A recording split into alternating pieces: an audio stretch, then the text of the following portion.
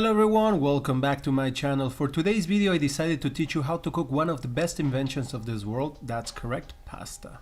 To give you an idea, there are around 350 varieties of pasta and each one is designed for a specific purpose. Whether short, long or stuffed pasta, in the end all can be cooked the same way. The purpose of this video is to help you cook one of the things I love to eat the most in this world. And also correct the strange Italian antinormal rituals that you have been practicing during your cooking life. Anyway, in this video I'm going to use spaghetti, which is one of the best known pasta in the world, but you can use the one that you like, prefer or have in your pantry. To start, let me show you the difference between quality pasta and cheap pasta. These two physically look the same and are made with semolina. One is made at industrial levels with cheap ingredients, while the other is prepared with high quality ingredients and a more controlled production to maintain quality standards. Inexpensive pasta has a shiny, more intense color, the texture is completely smooth, while the quality pasta has a more opaque color and it has porous or rustic texture. This makes a big difference when cooking, as it will help catch the sauce. To cook it, you will need a pot with water. Now the size can vary depending on the amount you want to cook. If you're going to cook just for you, I don't think you need to use the biggest pot. I hope not. What is important is that you have enough space so it can move freely and cook evenly. One of the biggest mistakes one makes is not adding enough salt to the water. Don't be afraid of it, pasta has its own flavor. To give you an idea, add a tablespoon of salt per liter of water. Another of the most common mistakes I see is adding olive oil to the water. When I ask people why they do this, they tell me this helps the pasta not to stick after cooking it. Let me tell you that this also prevents the pasta from absorbing the salt from the water and the sauce from sticking to it, because it has a layer of oil on the outside. During my years working as a chef, I just used salt. I didn't put onion, oil, pepper, bay leaves, chicken broth. The purpose is to cook the pasta, not to make a pasta soup.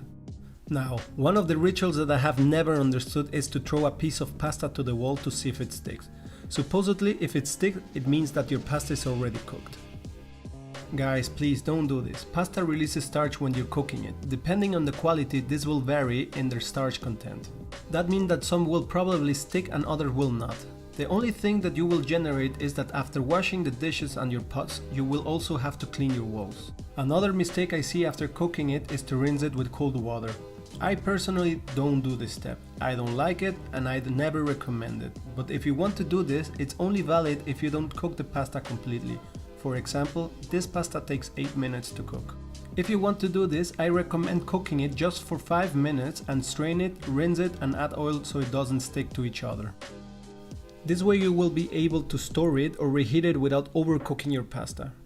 To reheat it, just pour it in boiling water for 1 or 2 minutes or directly in your sauce so it finishes cooking, and that's it. Probably you're thinking, but all my life I rinse my pasta. Let's see the logic of this. Imagine you cook your pasta, strain it, rinse it, pour oil and serve it cold on a plate, then put the warm sauce on top and then you eat it. Or worse, you put it in a microwave to reheat your pasta.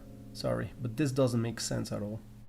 Don't worry, I'll show you later how to do it the right way. The question people ask me all the time is how to know if it's already al dente. This is very easy and it's not necessary to pray to God. Each pasta has its cooking time. This will vary on the thickness. All you have to do is to try it. Take out a piece of pasta and taste it. For spaghetti, you should see a white dot in the middle. This indicates it's already al dente. If this doesn't convince you, use math. If your pasta takes 8 minutes to cook, let it boil 6 to 7 minutes and that's it. Try and you will see that it's already al dente. Now let me show you how you should cook your pasta like a pro and how I cook it. For this, we're going to boil water and add salt. Then put the pasta in. In the case of spaghetti, don't break it. Push it with love. This way you prevent it from breaking. The first few minutes, you must move your pasta with love. During its cooking, you must move it constantly so it doesn't become a mess. This pack of spaghetti takes 7 minutes to cook. I will cook it for 4 minutes and then transfer it to the sauce I just made. Don't worry guys, in my next video I will show you how to make this delicious salsa alla norma. Why 4 minutes? Because I want to finish cooking it in the sauce. This will help the pasta absorb all those delicious flavors of the sauce and it will combine everything together. Once the 4 minutes have passed, add your pasta without straining it, because I want to grab a few spoons of the pasta water. Why are we doing this? The pasta water has starch and salt. This will help make the sauce creamier and give it more flavor. Just don't go crazy, otherwise this will be too salty. Move it from time to time and after 2 minutes serve the pasta. Just let me add a bit fresh basil before serving and we're ready to go. If you do the math, we only cooked the pasta for 6 minutes in total. For the last minute, it will continue to cook while serving it. In the bowl on the left side, we're going to serve the pasta we just made and see how the spaghetti absorbed the delicious sauce and everything looks combined and beautiful. In the bowl on the right side, I have a cooked, strained and rinsed pasta with oil so it doesn't stick together. And of course, it's cold. Now we're just going to put some sauce on top. For both, I'm going to grate some salty ricotta and add a basil leaf for decoration. Both look absolutely delicious, but what matters is how they taste. You can see that the dish on the left side, the sauce sticks to the pasta when we're rolling the fork and we can taste everything in one bite, like everything is just one flavor. The dish on the right side, the sauce is not sticking so well to the pasta due to the amount of oil it has and it's cold, warm. Sorry, but I don't have a microwave to reheat it. I prefer 1000 times the one on the left.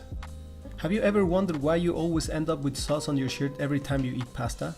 The oil doesn't let the sauce stick to the pasta, but definitely to your shirt. Look, in the end, I don't come here to criticize anyone. Eat the pasta the way you like. I just want to explain how we chefs cook it. I hope you enjoyed this video, thanks for watching, and if you learned something, please don't forget to subscribe to my channel. See you next week.